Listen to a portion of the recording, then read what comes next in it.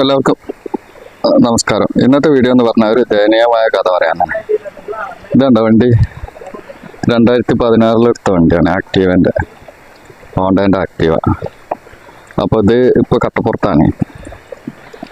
ഇതിൻ്റെ കാരണം എന്ന് പറഞ്ഞാൽ നമ്മൾ E20 പെട്രോൾ അടിക്കൽ തുടങ്ങിയതിൻ്റെ ശേഷമാണ് ഇതിങ്ങനെ പിടുത്തം വിട്ട്. ഇപ്പോൾ ഇത് പൊല്യൂഷൻ എപ്പോൾ നോക്കിയാലും ഫെയിലാണ്. ഞാൻ എന്നിട്ട് ഒന്ന് ക്ലീൻ ചെയ്ത് നോക്കി കാർബറേറ്റർ, എന്നിട്ടും ഫെയിലാകുക. പിന്നെ ലാസ്റ്റ് കാർബറേറ്റർ മാറ്റി, എന്നിട്ടും ഫെയിലാകാണ്. അങ്ങനെ അത് മുന്നോട്ട് കൊണ്ടുപോകാൻ കഴിയാതെ ഇത് സൈഡായി.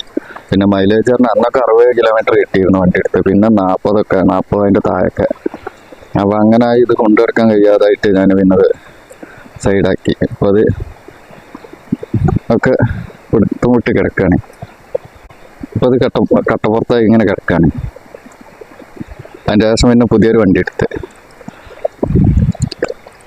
ഞാൻ കാണിച്ചത് ഹാൻഡ്. ഇപ്പോൾ തൽക്കാലം നല്ല മൈലേജൊക്കെ കിട്ടുന്നുണ്ട്. പക്ഷേ ഇതിൽ E20 സപ്പോർട്ടറാണ്. E20 പെട്രോൾ അടിക്കാന്നാണ് ഇതിൽ കാണുന്നത്. അപ്പോൾ പിന്നെ ഇപ്പോൾ E25 ഇറങ്ങുന്നുണ്ട്, E30 ഇറങ്ങുന്നുണ്ട്. E25 E30 ഒക്കെ അടിക്കുമ്പോഴേക്ക് പിന്നെ ഇത് പിടുത്തം വിടും. ഇതിൻ്റെ എഞ്ചിനൊക്കെ കംപ്ലൈൻ്റ് ആയി, മൈലേജ് ഇല്ലാതായി.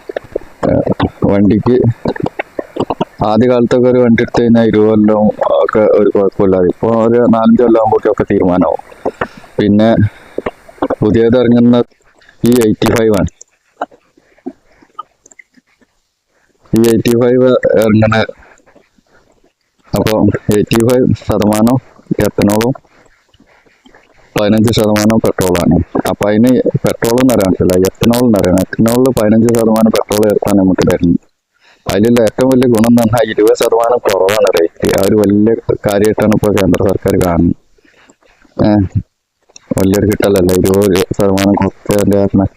അപ്പോൾ അതിൽ ആകെ പെട്രോൾ 15% ഉണ്ടാവുള്ളൂ. അതൊന്നും അവിടെ വിഷയമല്ല. അതും കൂടി അടിച്ചു കഴിഞ്ഞാൽ വണ്ടി പെട്ടെന്ന് തീരുമാനിക്കോളും. അപ്പോൾ ഇതാണ് അവസ്ഥ. നിങ്ങളെ അഭിപ്രായം കമൻറ്റ് ചെയ്യും.